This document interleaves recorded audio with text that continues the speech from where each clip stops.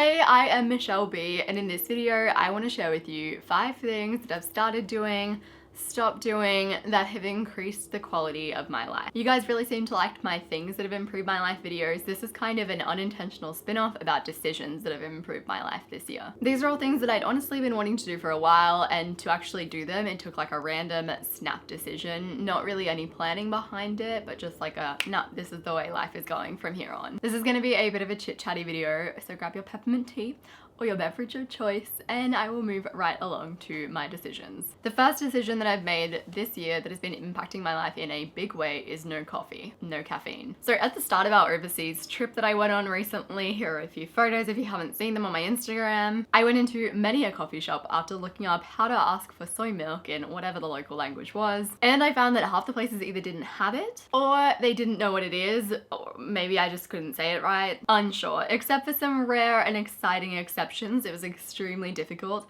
to find any form of soy, almond, plant-based milk. At some point really early in the trip, I was just like, you know what? I've wanted to give up coffee before. While I am at a point in time where it is difficult to access decent coffee and soy milk together, it's probably a good time to just do it. So I didn't drink any coffee for a while until I was in Berlin, and we happened to be right down the road from a great coffee shop that of course had soy milk, and all through was connected to a vegan grocery store. My heart. So I decided I was gonna make an exception, and I absolutely needed a large caramel latte on almond milk. A few hours later, we took the train to the Sachsenhausen concentration camp, and the coffee anxiety appeared. If you're someone who is sensitive to caffeine, you will know what I mean by coffee anxiety. It's that like heart beating fast, feel kind of dizzy, need to like sit down and have a breather kind of anxiety that you try to blame on anything but coffee because coffee tastes so good. And I've always been affected by coffee anxiety. I guess when you're having one every day, the anxiety gets dulled a little bit and it's not so bad. But I did get morning anxiety, which I always just thought was a thing. It wasn't related to my coffee. I mean, maybe in the background I knew it was, but I was just like, no, it's definitely not the coffee. It's just a me thing.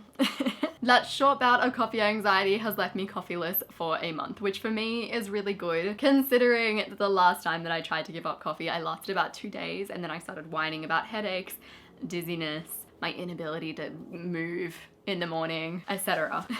I am now on a serious peppermint tea binge, which has led me to Google the term, how much peppermint tea is too much peppermint tea? FYI, there is no solid answer. Everyone says something different. It could be 1 to 2 cups, it could be 2 to 4 cups. My recommendation is have as many cups as makes you feel happy. The next decision that has had a big impact on my life is creating an adventures list. So this is one of the lists that I recommended writing in my 8 lists to write to make 2018 amazing video. I'll link it down below. I've created lists like this before, but something about having a list of mini adventures, so not like big grand things that you're doing, but like little local adventures that you can do that are totally accessible and don't feel like, oh god, how would I even get that done? It's really motivated me to actually go through and start ticking those things off. Whenever I'm like thinking about my weekends in advance or planning like dates with people, I'm just like, oh, how about we do this, that, the other, like things that are from my adventure list, because I'm like, I want to tick it off. Also, I want to do the thing, but I do like that accomplished feeling of ticking things off. Life is nothing but a string of experiences, so you may as well make a few of those experiences interesting ones and create an adventures list. The next decision that I've made, and I feel awkward talking about this, I don't know, it's a bit of a vulnerable one for me, is no binge drinking. Please don't get it wrong. I'm not the type of person that binge drinks every weekend. Like, no, that is not me. In any way, shape, or form, that is not me.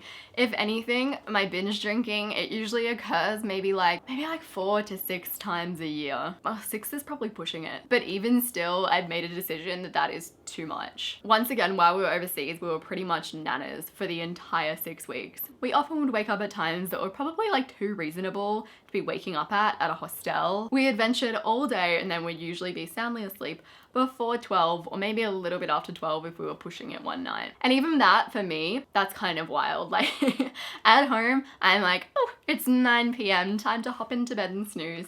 5 a.m. wake up, like, yes, loving it. So going to sleep at 12, waking up anything after 5, I'm just like, wow, how did I do that? I don't understand.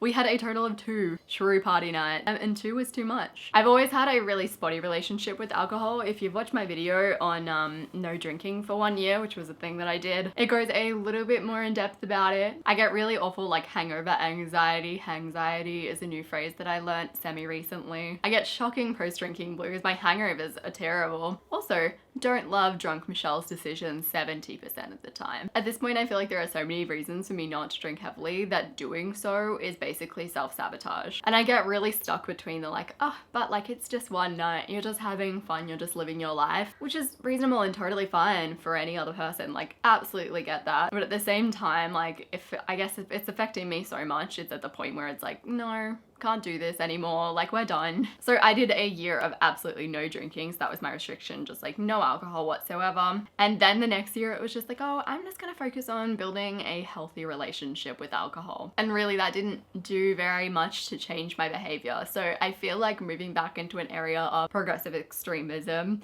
So by saying like 3 drinks max and it must be like 1 an hour, that works much better for me than like, oh, just think about developing a healthy relationship. It'll likely be like a drink for my birthday, a drink for me and Luke's anniversary. You know, when you have those weighty decisions that you're like, yeah, this is a real thing that's absolutely happening. Kind of like going vegetarian or vegan, or not drinking for a year. It's just like, yep, this is what's up. So that's that. Moving on to a more fun one. I made a decision either earlier this year or it might have been late last year to create a new tradition. Mine involves me and Luke every Sunday night, Philosophical Sunday. He gets home from work on a Sunday. We usually will try and make it like our takeout day. We take it in turns to pick documentaries to watch. If you have any good ones, please leave them in comments down below. And if we can't find a documentary that we want to watch, we've also created a fallback, which is classic movies, because I've probably seen about 2 classic movies in my entire life, so I need educating. Near and Far, which is a blog that I really like, I will link it in the description. He has a tradition with his friends where he'll get together with a few couple friends, they'll have dinner, and there will be one question that they talk about.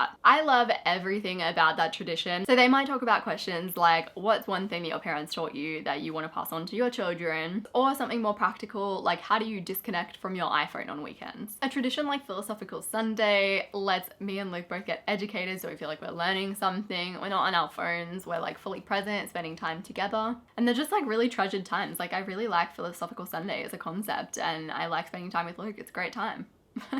I usually stick to one question for this video, but I have another one for you guys. What are your traditions? Like traditions with your friends, traditions with your partner, traditions with your family. I want to hear all about them in the comment section. I love traditions. I want to build more. So those are some decisions that I've made this year to improve the quality of my life. I hope that you guys find this interesting. Obviously, this video isn't about saying like, yes, you too should stop binge drinking and give up coffee and create some traditions. It's more just like, hey, here's what I've been doing. Maybe it'll inspire you to make your own little decisions that could potentially improve the quality of your life. If you like this video, you might like my 8 lists to write to make 2018 amazing, in which I'm pretty sure I talk about my adventures list a bit more. I appreciate you guys so much. Subscribe to my channel if you haven't already, and I will see you soon.